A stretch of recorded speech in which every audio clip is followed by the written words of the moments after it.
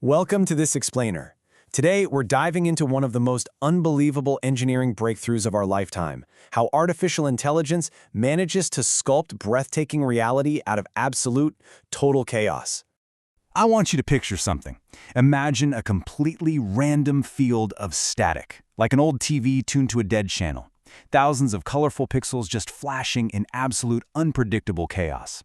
Now, what if I told you that this digital noise already contains a beautiful, high-resolution masterpiece? It sounds like magic, right? But it's pure mathematics.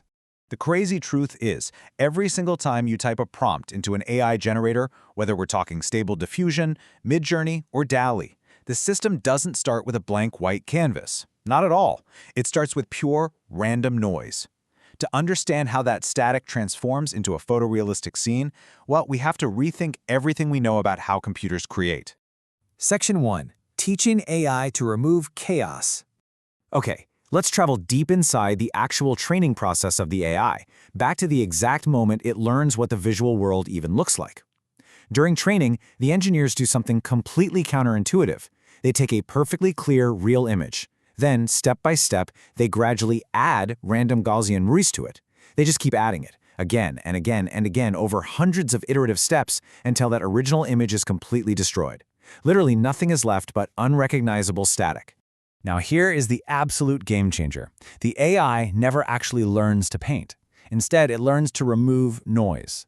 By comparing the slightly noisy image to the very noisy image, the neural network learns to calculate exactly what tiny increments of noise to subtract. It learns to chip away at the static to reveal the underlying structure of reality hidden beneath. Section 2. From noise to reality. So let's look at how this plays out when you actually ask the AI to generate something brand new. This brings us to the core engine, diffusion models. When you hit generate, the model starts with a fresh block of absolute chaos. It then runs those learned reversal steps dozens of times. With each pass, it's pulling mathematical patterns out of the noise, slowly refining all that random data into a coherent structure. But doing this on a full-size image used to be insanely difficult. Early models actually tried to run this whole diffusion process in what we call pixel space. That means the AI was crunching the math on every single individual pixel of a high-resolution image. It was unbelievably slow, taking hundreds of GPU days to train and computationally massive. The massive paradigm shift happened when engineers moved this whole process into something called a compressed latent space. By using a clever module called a variational autoencoder, or VAE, the AI basically compresses the image data into a much smaller latent space. It essentially filters out all those high-frequency, tiny details that human eyes barely even notice anyway. This single trick speeds up the generation process by nearly 3 times. It lets the AI focus entirely on the conceptual semantic structure of the image without getting bogged down by all that raw pixel data. Let's actually watch how this controlled denoising works in practice. Initially, the AI's specialized neural network, often called a U-Net architecture, clears away the very first layers of noise. What you get are just the vaguest outlines and blotches of color, sort of like these roughly stacked plates. Honestly, it barely looks like anything at all yet. But then, with each subsequent step, the network predicts and subtracts more noise. It is literally reversing entropy. Now you can actually see the outlines and textures of the ceramic plates starting to solidify. The model is locking in the physical structure of the scene. As we get closer to the final steps, boom, those semantic details are brought into incredibly sharp focus.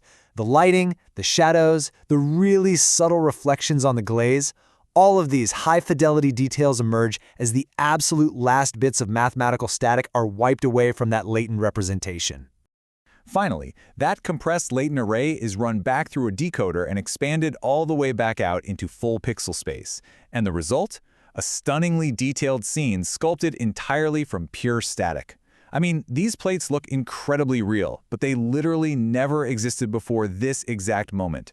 This exact process of semantic compression and iterative denoising is exactly what allows latent diffusion models to produce breathtaking, photorealistic portraits like this one.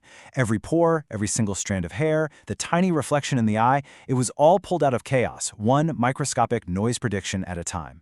But this leaves a massive mystery hanging in the air. How on earth does the AI know exactly what to sculpt out of the noise when you type a prompt? Section 3. How words become pictures.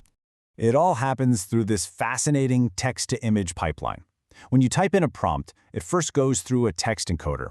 Your words are tokenized, basically broken down into semantic units and then transformed into mathematical embeddings. Think of these embeddings as a numerical language that the AI's visual system can actually understand. Those text embeddings are then fed into the model to guide the UNet through a brilliant process called cross-attention. You can think of cross-attention as a bridge. It perfectly connects your language representations to the visual image features. It ensures that at every single step of removing noise, the network is constantly checking back with your prompt. So if you typed dog, the cross-attention mechanism makes absolutely sure that every tiny piece of noise removed aligns perfectly with the mathematical concept of a dog. And the crazy part? This technology is evolving so fast. Newer cutting-edge architectures like Stable Diffusion 3 have actually moved beyond cross-attention to something called joint attention. In this setup, the text and the image representations actually co-evolve during the forward pass of the model. They share a space where they influence each other simultaneously. This drastically reduces weird visual biases and creates generations that follow complex, multi-sentence prompts with terrifying accuracy. Section 4. The future of AI creativity. Okay, let's zoom out for a second, because this ability to reverse entropy, it isn't just changing digital art. It is laying the absolute foundation for the future of all generative systems. Because diffusion is basically a general recipe for learning the distribution of any data, this exact same add noise, then remove it process is rapidly expanding. We're seeing it in models like Sora and LTX Video, generating hyper-realistic video. It's synthesizing 3D models and entire simulated worlds. It's even being applied in biology to predict protein folding for rapid drug development, and in audio for insanely realistic text-to-speech synthesis. As these latent diffusion models scale up, taking in more data, utilizing larger latent spaces, running on massive compute, we're realizing something profound. As the quote says, the next revolution isn't teaching AI to draw. It's teaching AI to imagine. The true power of this technology isn't just acting as a fancy digital paintbrush. No, it is serving as an engine for imagination itself. So, as we wrap up this explainer, here are your key takeaways. First, AI doesn't paint. It is trained entirely to remove noise. Second, your text prompts use attention mechanisms to guide hundreds of microscopic, step-by-step denoising decisions. And third, every single AI masterpiece begins its life as absolute, uncompromising chaos before becoming creativity. That random static we looked at in the very beginning, it was never a picture. It became one because an artificial intelligence learned the impossible physics of reversing entropy, one tiny mathematical prediction at a time. Which leaves us with one thrilling question to explore next. If we can pull entire worlds out of television static, what will we teach it to imagine tomorrow?